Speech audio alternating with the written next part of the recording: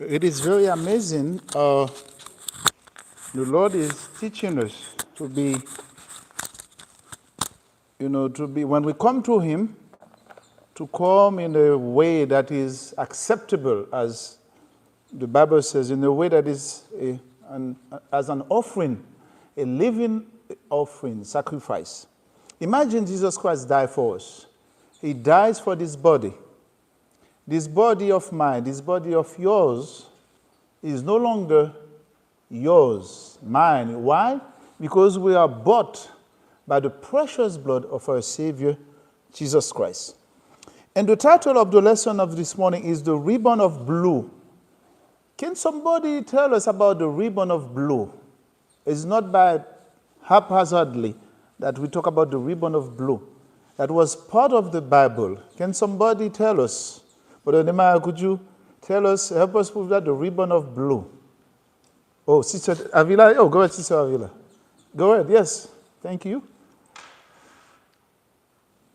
It was a trim that God had the children of Israel to wear. Yes. Around their garment. The garment, yes. Thank you. That was a distinctive mark to separate the people of God from other people. Right. That's very important. And the memory verse is taken from 1 Corinthians chapter 10, verse 31. Whether, therefore, you eat, see very well, whatever we eat, whatever we drink, whatsoever we do all to the glory of God. Actually, we can, after this verse, go back home and that's it. We can go back home and the service is over. It nails it. Whatever we do with eating, drinking. Go ahead. Yes. In the Bible, we have some colors, specific color. Mm-hmm. Yes. We have some specific color that represents some characteristics. Yes. Now, for example, the red, because when we see, Sister White saw in the vision, mm-hmm. and the little children that have in their hand, the red ribbons. The red represents the blood. Yes. Those who died for Christ, martyrs. Yes. Now, white, as we mentioned last week, our lesson, that white represents purity. Now, what about blue? Blue represents the law of God. Law of God, yes. It was written in sapphire, that colored blue. That's why the ribbon of blue, when God commanded His children to have that ribbon of blue, it reminds them always they were God's commandment-keeping people. Amen. Thank you very much, Brother Nehemiah. So he said, whatever we do, since we are God's commandments keeper, so we need whatever we do, whatever we eat, always remember, is it for the glory of God? Whatever we drink, when we stumble upon this drink, a friend come to us in a party, they give us this margarita, whatever, a pina colada, with a smell in it, is it for the glory of God? Ask ourselves, yes. And also whatever we eat, and whatever we do, everything, is it for the glory of God? And it is our duty to do it for the glory of God. And it says in dress, as in all things else, it is our privilege to honor our Creator. It is a privilege. It's not something they force upon us. God force upon us. It is a privilege. He desires us, speaking of our Creator, our clothing, He desires our clothing to be not only neat. Yes, when we come to church, we don't want to have the frazzle, to come to church tattered and torn. No. He desires us to come to church, to our dressing to be neat, helpful, not because clothes can be, the way the clothes is designed, it may not be helpful because we got wind movement, convection. It can make us sick. And also tight clothing. I remember some in the past, people got what they call corset. They said in French corset, C-O-R-S-E-T. Literally that compress the circulation. People can barely breathe so that they have a shape of their body, pure shape. This can make you sick over time. God wanted our clothes to be appropriate. There should be a clothes for man, a clothes for woman. Very important. And also becoming. Believe it or not, when we come to church, the Lord do not ask us to all be overdressed. We will see that in a few moments. Because you may have the other sister, the other brother who is not that much money. So when the brother comes to church, he doesn't want to be humiliated by the other member. So whatever, we have to be humble. The way we dress. Dressing like Jesus Christ. So the first lesson is modesty. Can somebody tell us, this morning I want to talk less. I want to be less of me, more of the Bible, more of the spirit of prophecy. So that people don't say, oh, Patrick is beating on me. I don't want to say that. What does that mean? What does that mean, modesty? Sister Avila, what is modesty? I know you are a seamstress. I don't want to put you on the spot. Okay. What's your I step? would say modesty Yes. is something that's basically simple, Yes. not gaudy, not a lot of frills and ruffles and buttons and bows. Modesty is something plain and simple. Exactly. Something that will agree with the person that's wearing it, where it will not draw attention to the person. That's and exactly not draw to what we call the beholder. What they got the beholder. So how and why is modesty described as a Christian duty? It's a duty for us as a Christian. And if we go to 1 Timothy chapter 2, verses 9 and 10, it reads, in like manner also, that women adorn themselves in modest apparel, with shamefacedness and sobriety, not with braided hair, or gold, or pearls, or costly array. And it says, but with good works. Because sometimes our clothing can cost a lot of money, bucket money. Imagine we get with braided hair, it takes time. Because if you go to those people, it takes hours. I heard some of the women said it takes at least 3-4 hours to have their hair done, to braid their hair. But anybody want to say something? Thank you. I think this topic we can talk whole day because it's a lot. Yes. But we have to focus our lesson for today because it was in very first note from the after key text. Yes. It says that he desires our clothing to be not only neat and helpful. If you can show us. Yes. Yes, that one. So we have no time to discuss now of neat or helpful. We are focusing, but appropriate and becoming. Now the blue ribbon of blue is nothing to do with health. That's whether you have it or not. Yes. You can be healthy if you exercise. Yes. But the problem is that the ribbon of blue was always reminding God's commandments. Yes. It means, as we focus today from education to 48, what is appropriate and becoming as a children of God. This is the point we are focusing. Exactly. And let us go to the spirit of prophecy. Can somebody read for us from the spirit of prophecy the 2 paragraphs? And I who wants to volunteer? Brother Chris, thank you.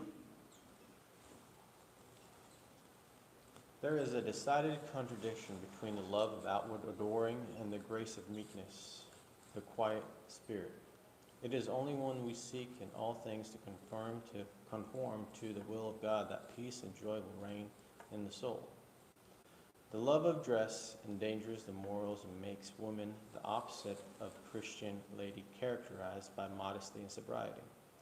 Showy, extravagant dress too often encourages lust in the heart of the wearer and awakes base passions in the heart of the beholder. God sees that the ruin of a character is frequently preceded by the indulgence of pride and vanity in dress. Thank you. You see, God, we see the the ruin of the character is frequently preceded, that comes before, by the indulgence of pride and vanity and dress. Now let us go into B. How does emphasis on the outward adorning deprive the inward spiritual? You see now, the more we put focus on the outward, it is the expense of the inward. Because everything we do should be inwardly, this mixed spirit. As we read in 1 Peter, Sister Avila, could you read for us 1 Peter chapter 3, verses 3 to 5? Thank you.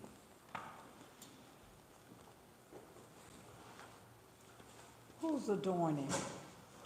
Let it not be that outward adorning of plaiting the hair and of wearing of gold or of putting on of apparel, but let it be the hidden man of the heart, in that which is not corruptible, even the ornament of a meek and quiet spirit, which is in the sight of God of great price. For after this manner, in the old time, the holy women also who trusted in God adorned themselves, being in subjection unto their own husbands. Thank you very much. Let me see by a sign of hands those who want to be holy. Thank you. All of us, technically, wants to be holy.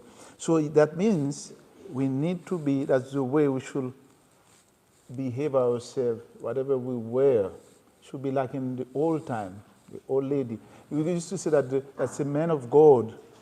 Them also, the woman can be also women of God, holy woman of God. As we read in the Spirit of Prophecy, Testimonies for the Church, page 629, volume 4, many of our sisters are persons of good ability. And if their talents were used to the glory of God, they would be successful in winning many souls to Christ. Will they not be responsible for the soul they might have saved had not extravagance in dress and the cares of this world so crippled and dwarfed their God-given powers that they felt no burden of the work? Satan invented the fashions in order to keep the minds of women so engrossed with the subject of dress that they could think of but little else. Yes, go ahead. Sorry, yes.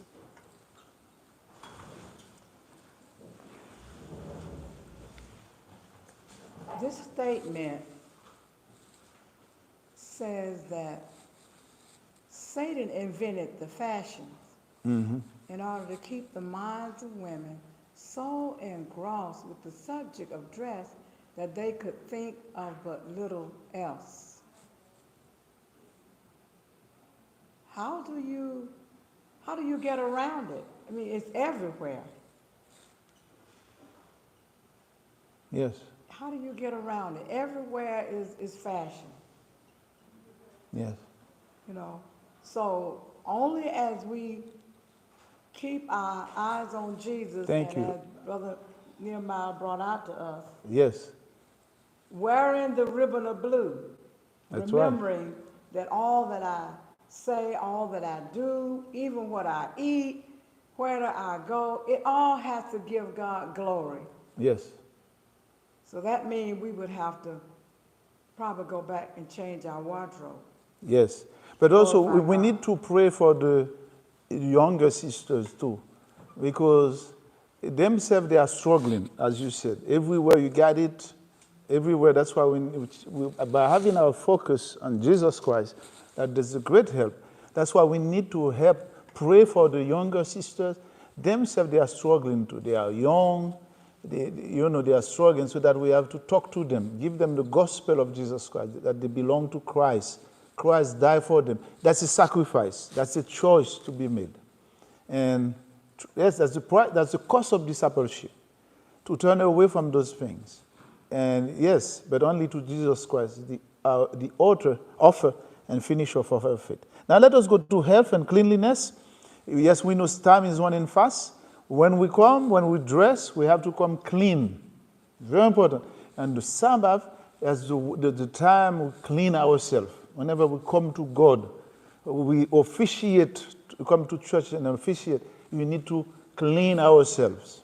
Take a bath away from the whole, the work week. You see, as you see, and God said to Moses, let the children of Israel wash themselves before they come to us. So that our clothes should be healthy, should be clean, and yes, and you see in Proverbs, there will be, it says, so she is not afraid of the snow for her household, for all her household are clothing with scarlet. As he said in the question, scarlet means double garment. That's why when in winter time we put more layers. We put more layers. We have to dress according to the season. Yes, but there are ways to, yes. So, but certainly in Isaiah too, you have to be very careful. Sometimes people work with their secret parts discovered.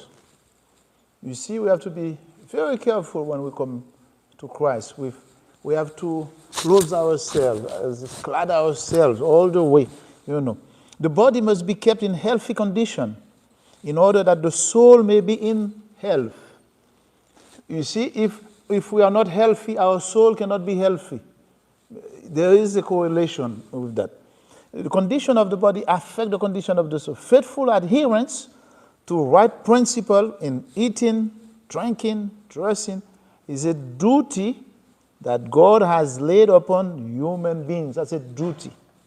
If the feet are clothed with good size, fixed sole, warm boots of shoes, for comfort rather than for fashion. So we need to dress for comfort rather than for a fashion. The blood will be induced to circulate freely in the limbs and feet. Many times we see people, I saw that, they do not have good circulation. We see people with their limbs swollen. You know why? Because the way they dress, the circulation is hindered. That's not a good thing. So we see in B, how important is cleanliness in our bodies as well as in the way we dress. We read in Exodus chapter 19, verse 10 and 11, God says, and the Lord said unto Moses, go unto the people and sanctify them today and tomorrow, and let them wash their clothes and be ready against the third day. For the third day, the Lord will come down in the sight of all of the people upon Mount Sinai. So when we come to God, we need to be cleansed. And also in 1 Corinthians chapter 3, verse 16 and 17, know ye not that you are the temple of God? Our body is a temple. Christ referring to himself. He said, destroy this temple in 3 days, it will be back. So that was the temple of his body. Our body is a temple. Very important. Know ye not that you are the temple of God, and that the Spirit of God dwell in us? If any man defile the temple of God, him shall God destroy. God forbid. If we destroy this temple, God will destroy us. God forbid. We don't want that. For the temple of God is holy, which temple ye are. And we have an example in, see, there was a lady they call Jezebel. Everybody knows about this lady. Others, following Jezebel's example, deprive a person from their natural beauty and affect their health. So Jezebel was this lady. She stayed at the window, staring at the window, but she did something peculiar. She painted her face. In other words, she had makeup. Guess what? Makeup is very dangerous. They have lead in them. You know that. Lead is very toxic for us. And the prophet has put it clear. Many are ignorantly injuring their health and endangering their lives by using cosmetics. They put all kind of stuff in this cosmetic. When they become heated, you see your body there will be heat. And you know your skin, things are transferred to the skin. The poison, when they become heated, the poison is absorbed by the pore of the skin and is thrown into the blood. That's amazing. Many lives have been sacrificed by this means alone. Yes. Go ahead, Sister Avila. We need of your advice as one of our elders. All cosmetic is not dangerous. There is a healthy cosmetic that the women of God can use. Yes, such as? So that need to be brought out because all cosmetic is not dangerous. There is a healthy cosmetic that the women of God can use. And remember, we study in Psalm 105, one of natural cosmetic, some good fat. It's good for the skin. It makes your skin radiant.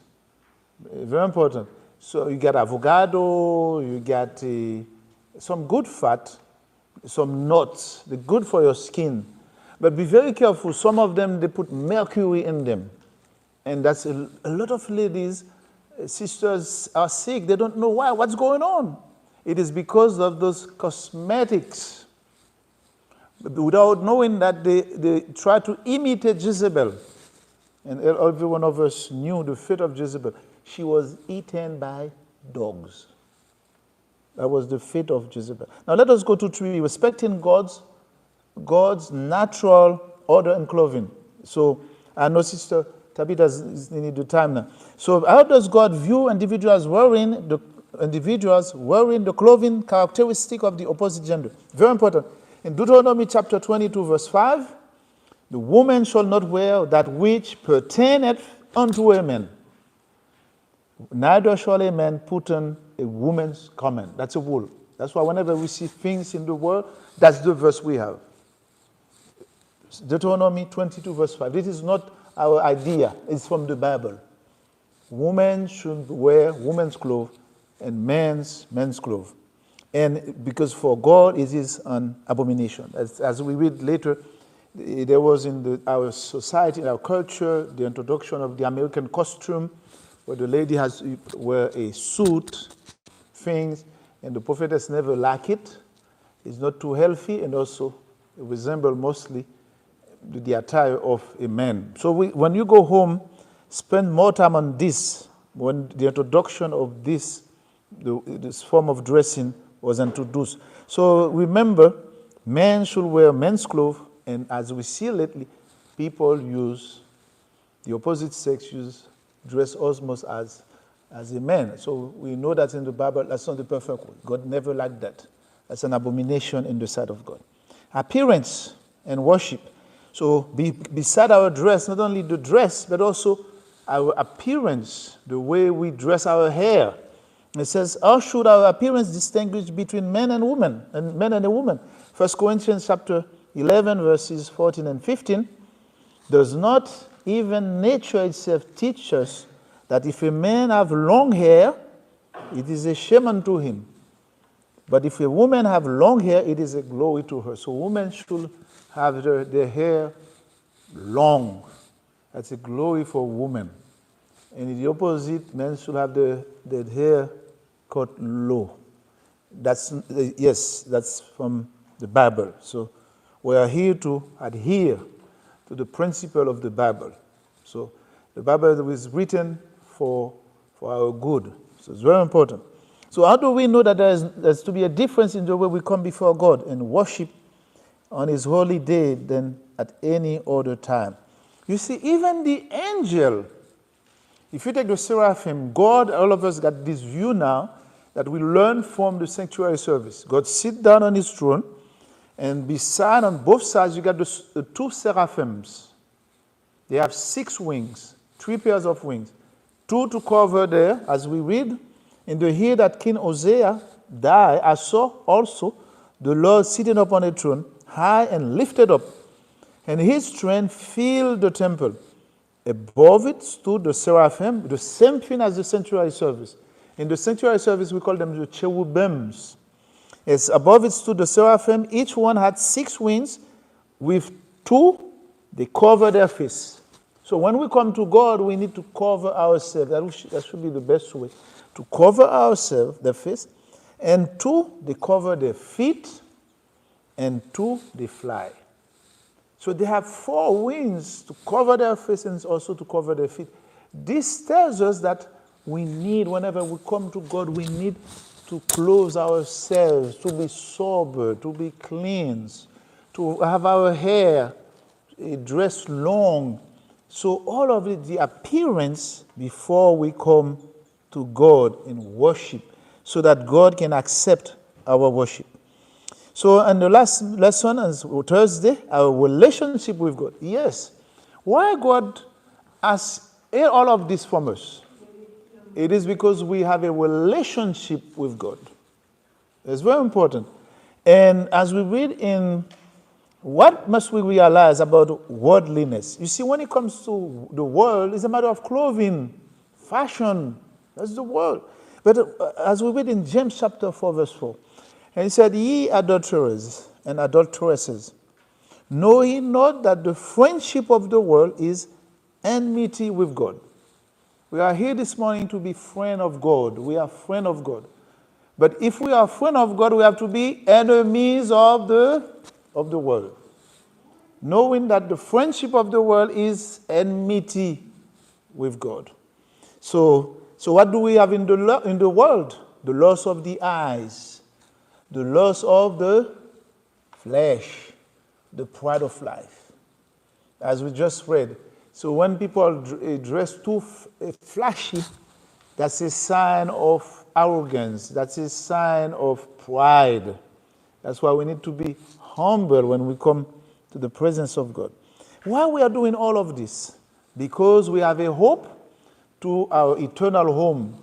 As we read in 1 Corinthians chapter 2, verse 9, but as it is written, I had not seen nor ear heard, neither have entered into the heart of man the things which God had prepared for them that love him.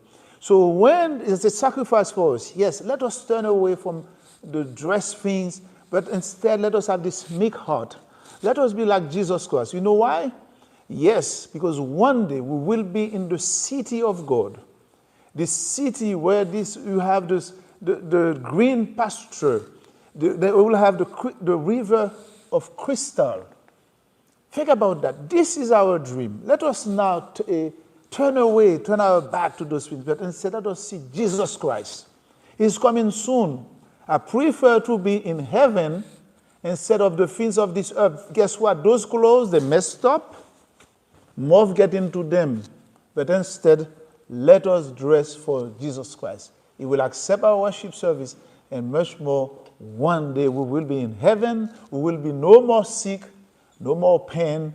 We will have life eternal. At this moment, we have a team coming to offer more praises to God.